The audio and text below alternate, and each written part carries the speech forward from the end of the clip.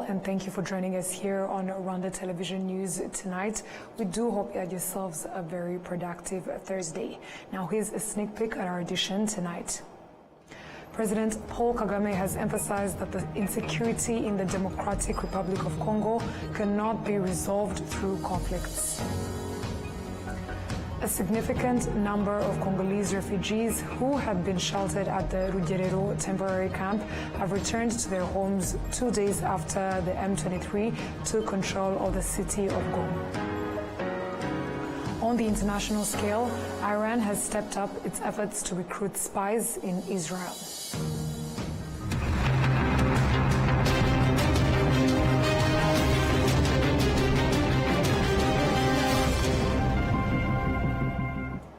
We are thrilled to have your company tonight, coming to you straight from the heart of Africa, Kigali, and I will be bringing you the news. My name is Martina Abera. Let us start off by informing you that President Paul Kagame has emphasized that the insecurity in the Democratic Republic of Congo cannot be resolved through conflicts. We have more of this report coming from Adam Squizera. Speaking at a crisis summit that brought together heads of state of the EAC to discuss the escalating security situation in the eastern part of DRC, which saw the North Kivu provincial capital Goma fall to the Congolese rebel group M23 earlier this week. President Kagame asked the East African community to enhance its efforts in addressing the situation in the Eastern Democratic Republic of Congo, spotlighting the need for the community to coordinate its actions effectively. If it is talking about problems and defining them, and I think we have been very eloquent. We have talked about all kinds of things. But when do we match what we are saying and what we are doing so that we get to what we want? When do we come to that? I haven't seen it. President, I asked last time in our meeting, the last summit, where is East African community, or does it exist? And exist for what? By the way, even now the person or the country we are talking about is not represented as we are discussing. And it is supposed to be, the country is supposed to be part of East Africa, but nowhere to be represented. So I'm not sure what bearing what we are discussing has on what happens in the process of finding a solution in this country. I move on.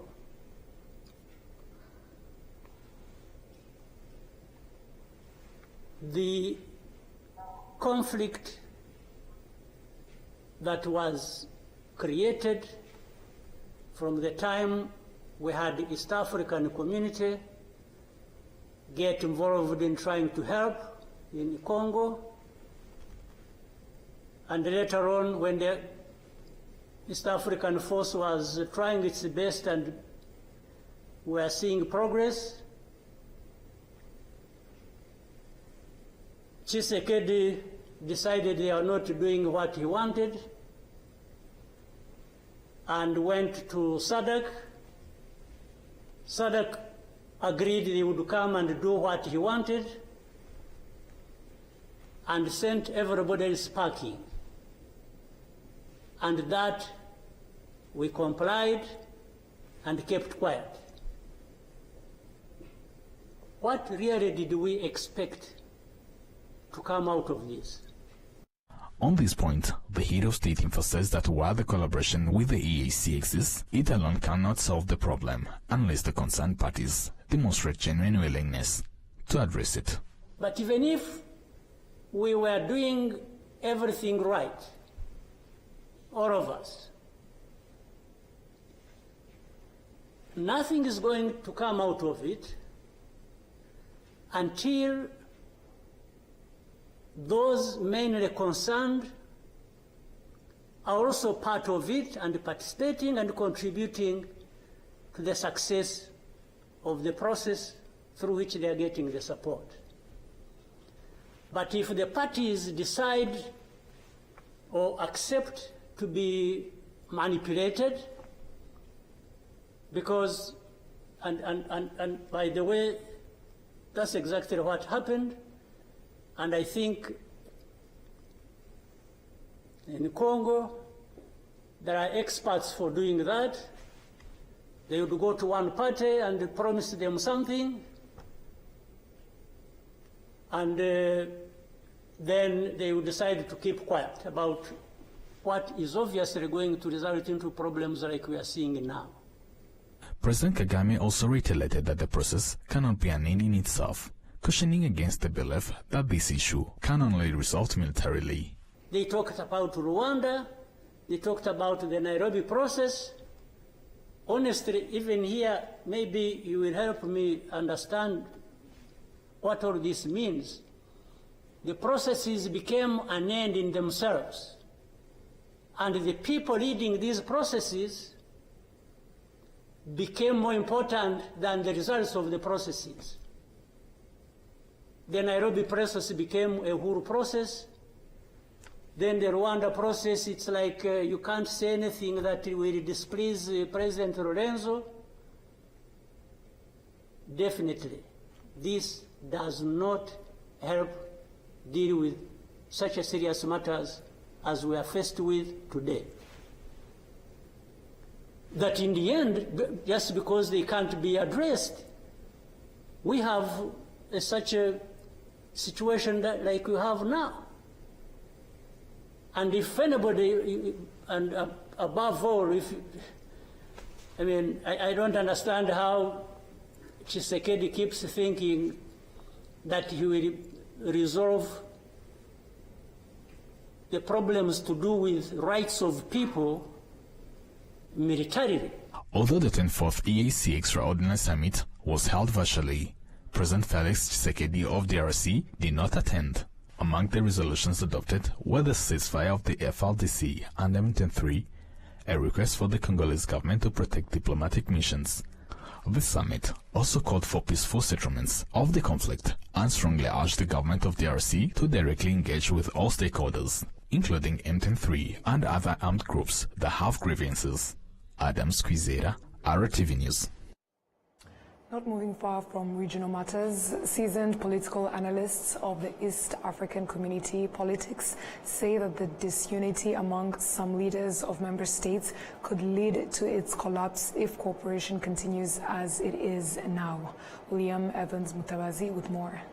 Sending East African Community Regional Force troops to Eastern Congo Kinshasa in 2023 was seen as a good step towards peace by heads of state of the East African Community after over 30 years of conflict. In an interview with the Ugandan television station, Major General Felix Kulayigye, the spokesperson of the Ugandan Army, highlighted that the expulsion of the East African Community Regional Force from Congo raised further issues. East African Intervention Force, ECRAF, as the acronym was to actually create an enabling environment for political discussions.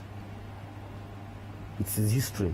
When it came to 8th of December 2023, the force was told to pack and go. Because, in the words of the Kinshasa government, we were supposed to fight M23. And that was contrary to the mandate the head of state summit had given us. In my humble view, that's when the golden opportunity of dealing with the M23 question was lost.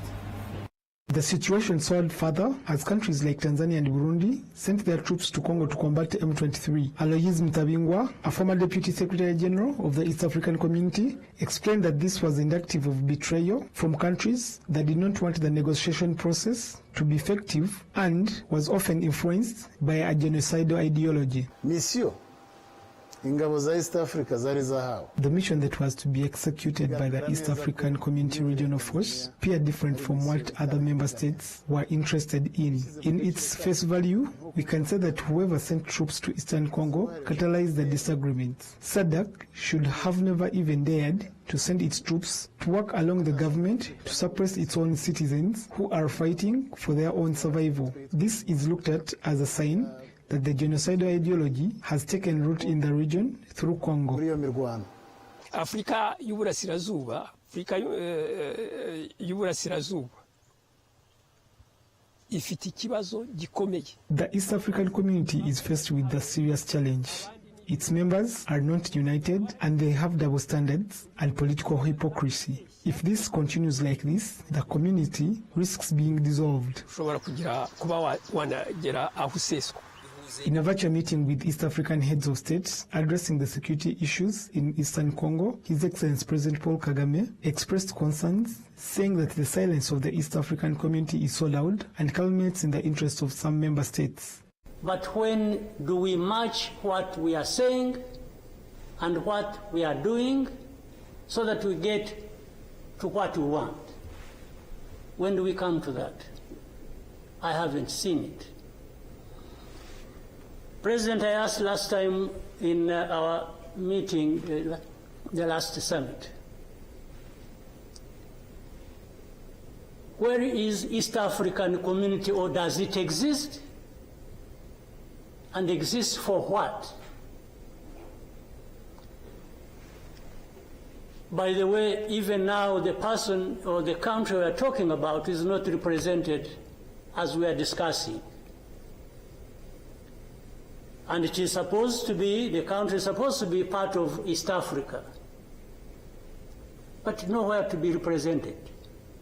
So I'm not sure what bearing what we are discussing has on what happens in the process of finding a solution in this country. 23 extraordinary summits of the East African Community Heads of State have been held, with none providing a long-term solution to the Congo crisis. The 24th summit, held yesterday, chaired by the President William Ruto, resolved that His Excellency Tshisekedi should engage in dialogue with his armed opponents even when he was not in attendance, and that the East African community should convene an urgent summit with the SADC to seek a lasting solution to this situation. William Evans, Mtabazi, RwandaTV News. A significant number of Congolese refugees who had been sheltered at the Rugerero temporary camp have returned to their homes 2 days after the M23 took control of the city of Goma, defeating the DRC armed forces and the FDLR coalition. The returning refugees cite reports from home indicating that the M23 has restored peace and security in Goma. Today, 343 Congolese refugees returned from the Rugerero camp in Rubavu district. Rwandan security vehicles transported 275 refugees to the main border crossing between Rwanda and the DRC, known as La Corniche, where they were received by M23 rebels who now control Goma. The returnees stated that their decision was based on the information they received about the restored peace in Goma. While many refugees have hurried back to their homes, others have opted to stay with friends and relatives in Rubavu district. Currently, about 200 refugees remain at the Rugerero camp, expressing uncertainty about the security situation in Goma and hesitating to return home. This group of returnees adds to the more than 600 refugees who returned on Wednesday.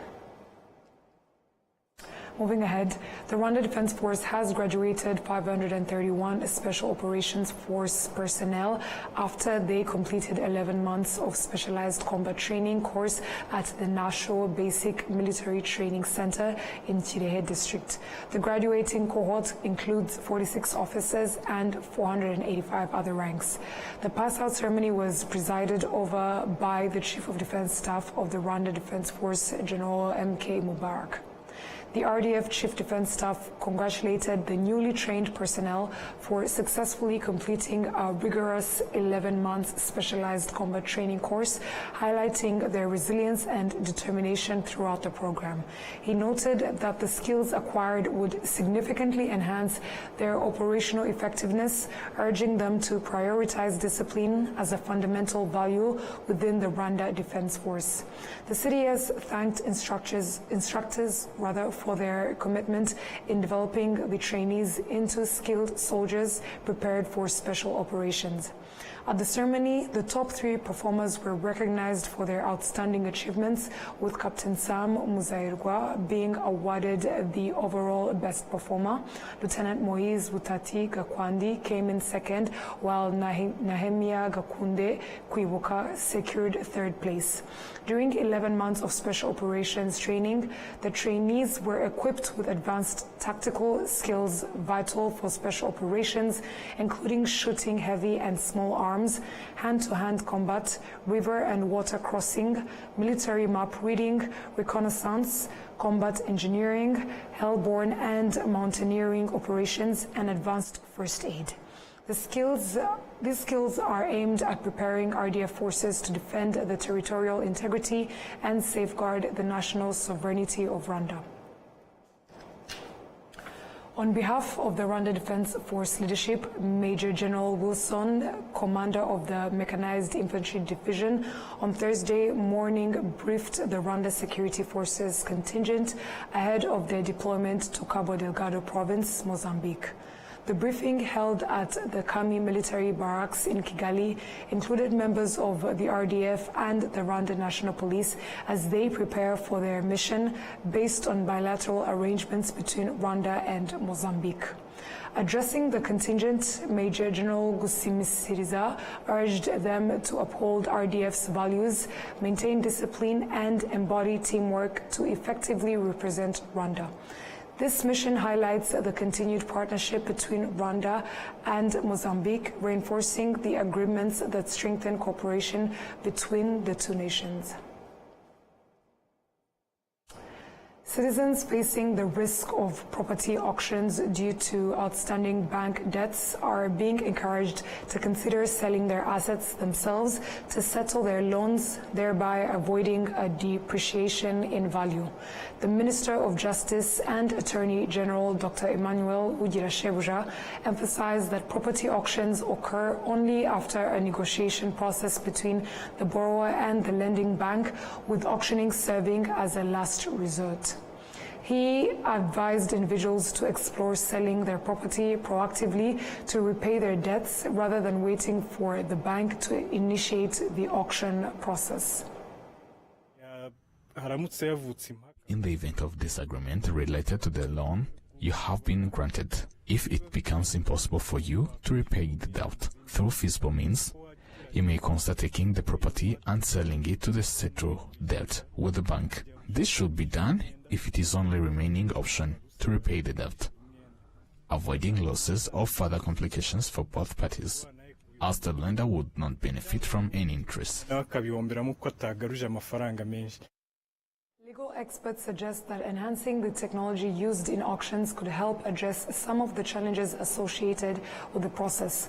A team has been established comprising key institutions such as the Ministry of Justice, the Rwanda Development Board, the National Bank of Rwanda, the Bailiffs Association, and the Bankers Association. This collaborative effort is tasked with creating a robust framework for auctions aimed at delivering a long-term solution to the issue. The Institute of Research and Dialogue for Peace has launched a project called Another Step in Building Our Nation. The project will be used to assess Rwanda's progress in promoting the principles of decentralization and empowering citizens with the active involvement of non-governmental organizations. Enora Gladys has more on the report. The project will begin by reviewing the past 25 years to evaluate how decentralization has impacted sectors such as public life, the environment, and agriculture. The Director of Institute of Research and Dialogue for Peace, Professor Sylvestre Nzahabwanayo, explains why these areas have been chosen as the focus of the assessment. As per the Prime Minister's order, there are services that have to be devolved, deconcentrated, and delegated from ministries. Here I want to know whether those services have really been decentralized as expected, and whether the services they are meant to provide are really being provided as expected. We will concentrate mainly on 3 sectors this time.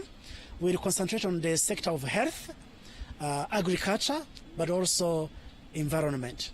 So the third pillar, the third dimension, which allows us to measure decentralization, is what we call fiscal and financial decentralization and management.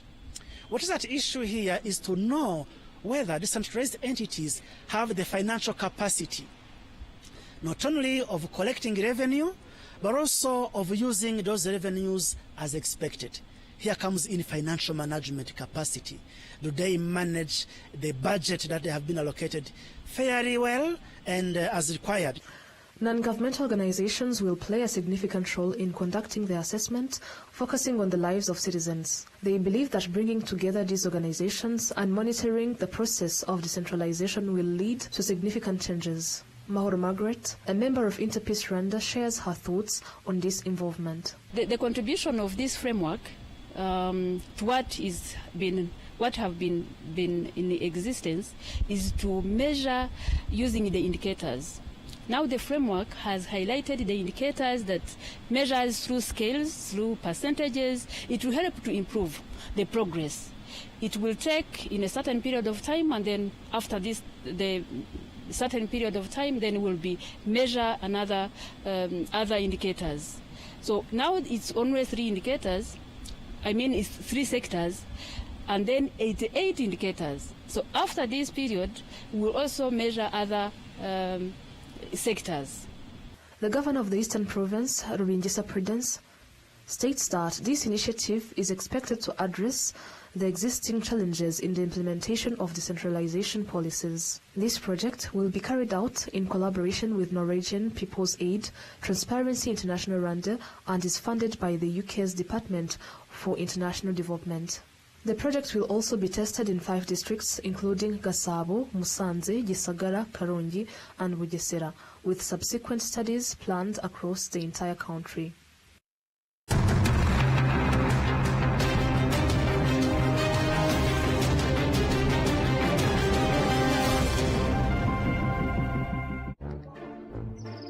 Alo, waramutse shiri wanjye.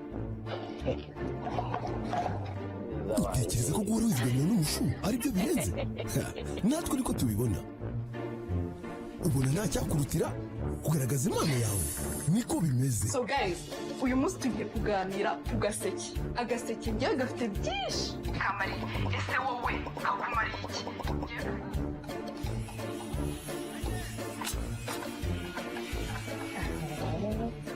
Manudi. Halo Manudi, niba iki uri kunkura mu kazi? Hero mabusha, byahiye kandi noneho bimeze neza cyane. Umva ukuntu biri no guhumura. Ako Manudi, urumva nakumva ko ibiryo bihumura koko? Ubona nta cyakurutira umwuga wawe. Erega, natwe niko tubibona. Dushyigikiye buri kimwe agaciro mu buzima bwawe na irekure nshya. Buri wese arahishiwe, wikwisondeka. Kanda akanyenyeri 150 urwego, uhitemo agaseke kawe ka packs zo guhamagara. Cyangwa akanyenyeri 345 urwego, uhitemo bando za internet uryoherwe n'umuvuduko wa 4G.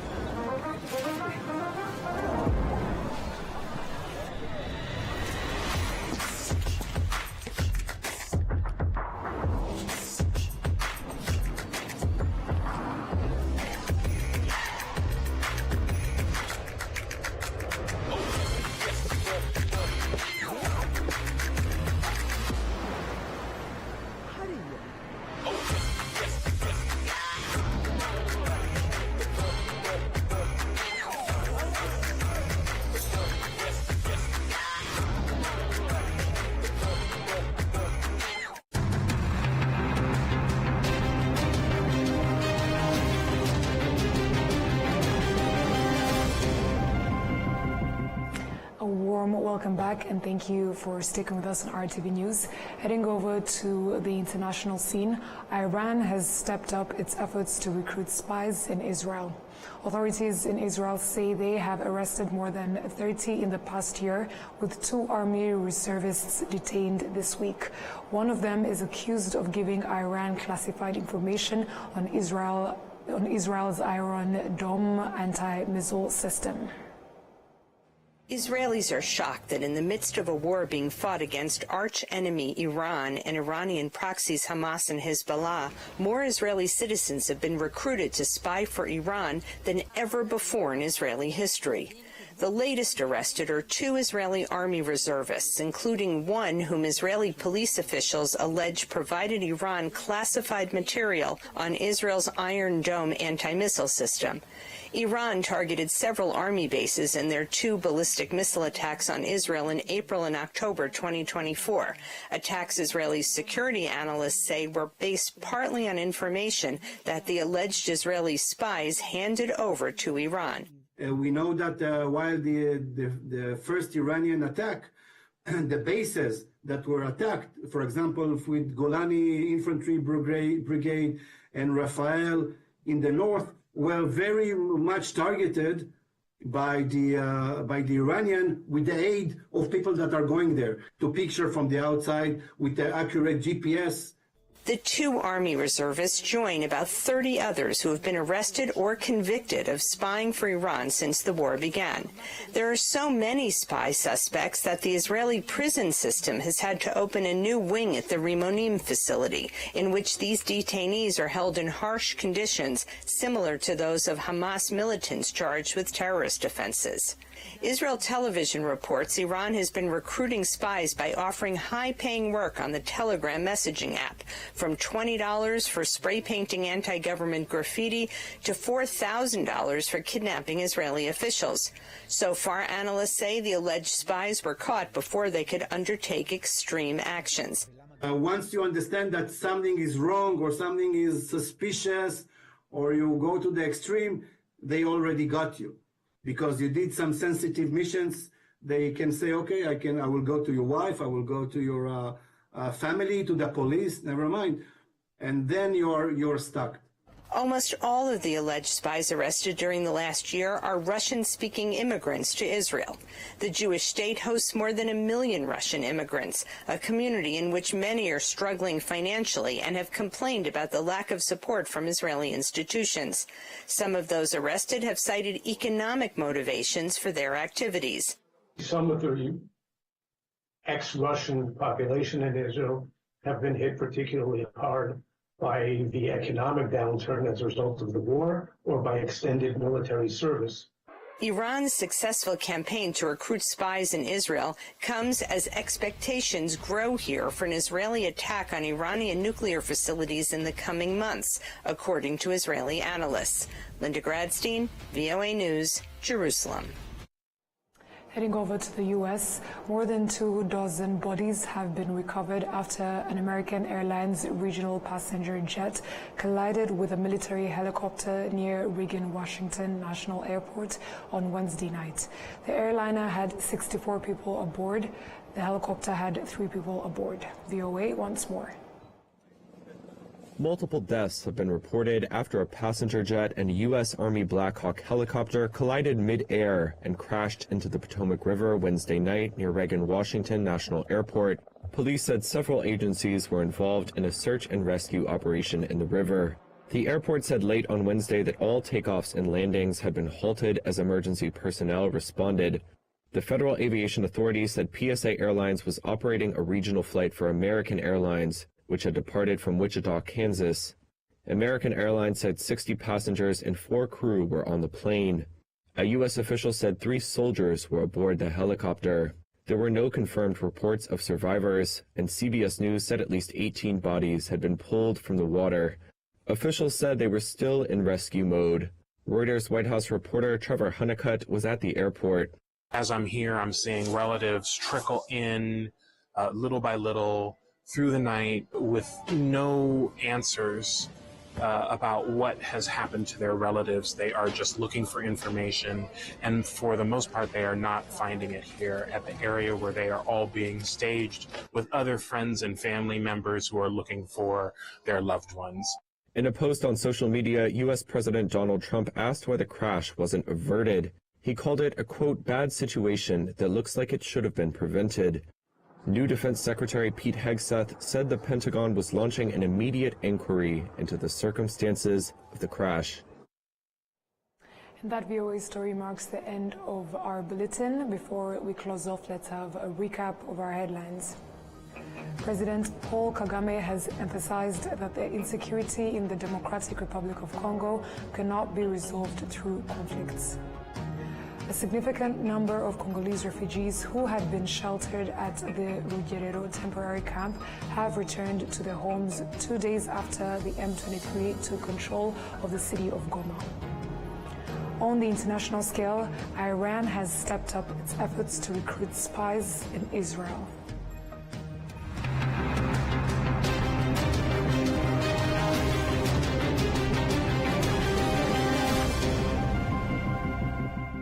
And on that note, we've come to the end of the English News edition. On behalf of the news production team as well as the technical team, we'd like to thank you for sticking with us on RTV News. My name is Martina Avera. Stay safe and have a good night.